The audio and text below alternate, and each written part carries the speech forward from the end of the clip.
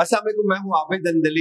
नाज़रीन, military court case की समाअत की तफसील आपके सामने रखेंगे। बहुत इंटरेस्टिंग तफसील थी और आज कुछ इंकिशाफात हुए कोर्ट रूम के अंदर जो इससे पहले आपने शायद नहीं सुने होंगे।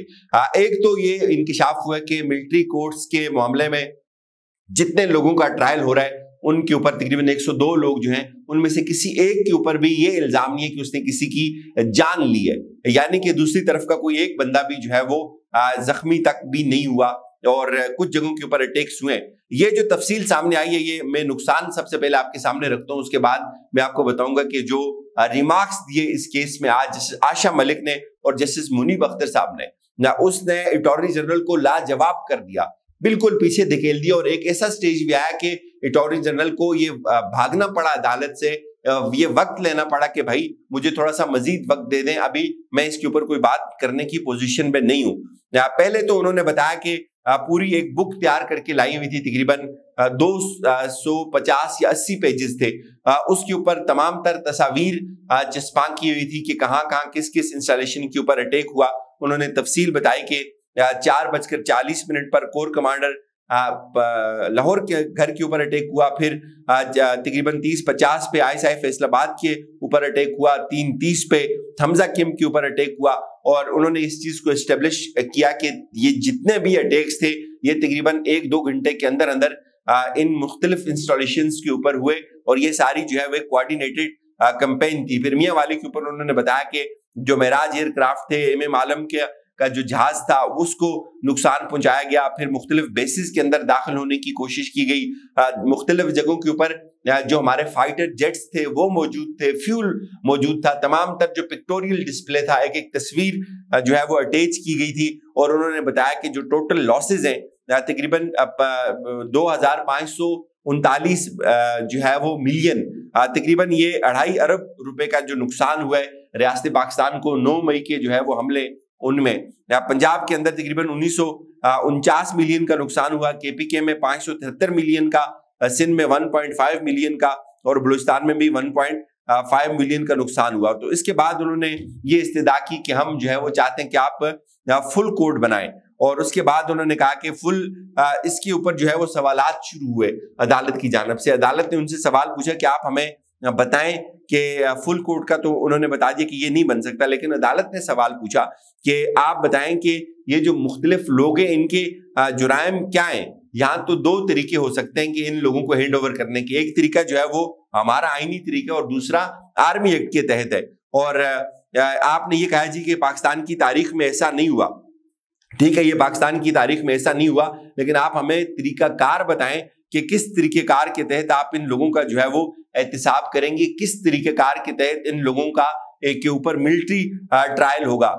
आप हमें ये बताएं कि जो प्रोसेस है, ड्यू प्रोसेस, क्या वो फॉलो होगा, क्या लोगों को फेयर ट्रायल का जो हक है वो मिलेगा, और सजा का बताएं कि सजा क्या हो सकती है। फिर उन्होंने बताया जी कि जो मुख्तलिफ सेक्शंस हैं आर्मी एक्ट के, सेक्शन 7 और सेक्शन 9 है, उसके तहत जो सजा हो सकती है वो उन्होंने बताया कि 2-2 साल कैद की सजा हो सकती है। तो इस पे चीफ जस्टिस साहब ने कहा इसका मतलब है जो सिविल अदालतों के अंदर जो मुख्तलिफ क्लासेस लगती हैं उसमें तो सजा आर्मी कोर्ट से ज्यादा है, लेकिन यहाँ पे और भी बहुत सारे इश्यूज हैं मिलिट्री कोर्ट्स का और सिविल कोर्ट का मुवाजना करके हमें बताएं कि मिलिट्री कोर्ट में सजा कैसे दी जाती है और सिविल कोर्ट्स के अंदर जो सजा है वो कैसे दी जाती है।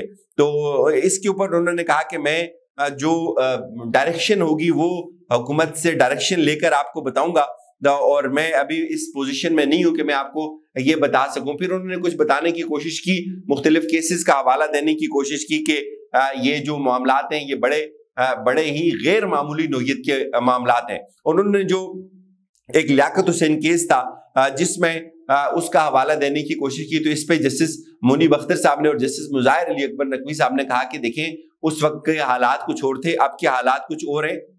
अब ऑलरेडी एक पैरेलल एक जुडिशियल पूरा सिस्टम जो है वो वर्क कर रहा है, तो कैसे इस जुडिशियल सिस्टम से उठाकर लोगों को उधर दिया जा सकता है।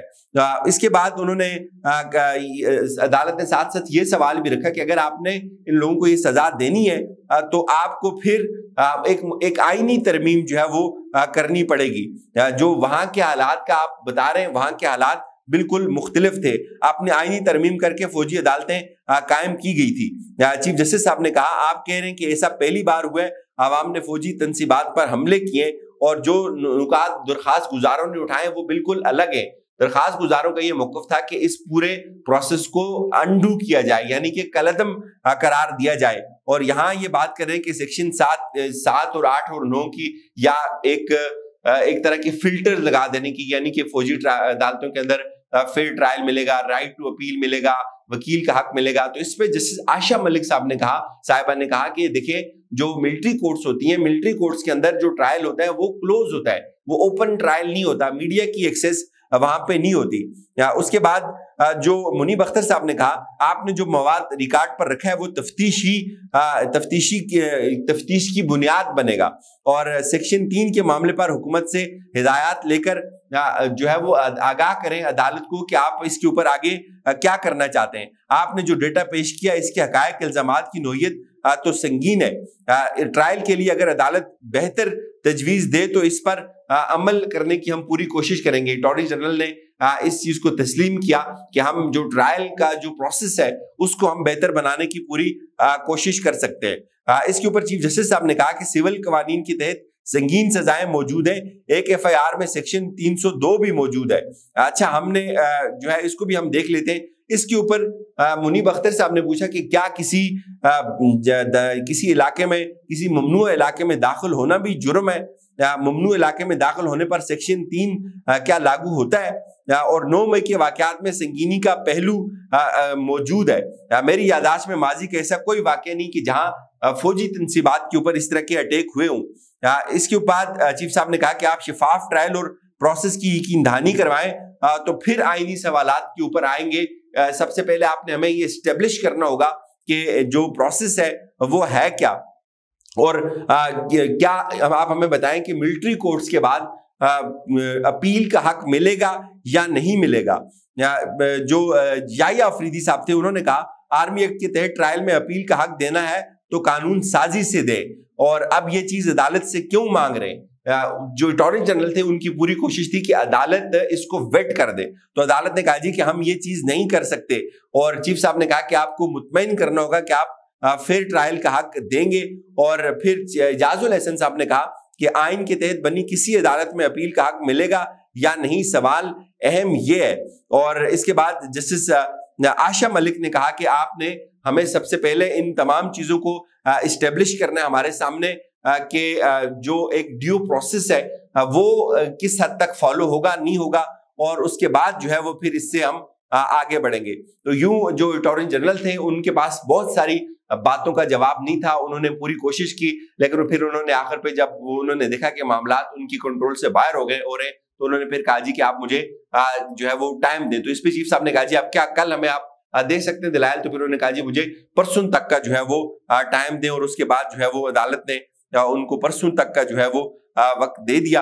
اور اب انہوں نے کہا جی کہ میں ہدایات لوں گا, دوبارہ تیاری کر کے آؤں گا, تو یہ میں آپ کو جو ہے وہ اس کے اوپر جو ہے وہ مطمئن کرنے کی کوشش کروں گا. اس کے بعد پھر ہماری جو بات ہوئی اعجاز احسن صاحب سے, میں نے بھی ان سے پوچھا کہ سر آپ نے تو درخواست میں یہ مانگا ہوا کہ اس پورے پروسیس کو انڈو کرے, تو یہاں تو بات ہو رہی ہے کہ کیا ایک مطلب اس کے اندر کچھ فلٹرز لگا دیے جائیں تاکہ جو فوجی عدالتوں کا جو معاملہ ہے وہ بھی سول عدالتوں جیسا ہو جائے. تو اس پہ انہوں نے کہا کہ نہیں, ہم تو یہ نہیں چاہتے, ہم تو اوورآل اس کو انڈو کرنا چاہتے ہیں. لیٹس سی اب آگے کیا ہوتا ہے. اجازت دیجیے, اپنا خیال رکھیے گا. خدا حافظ.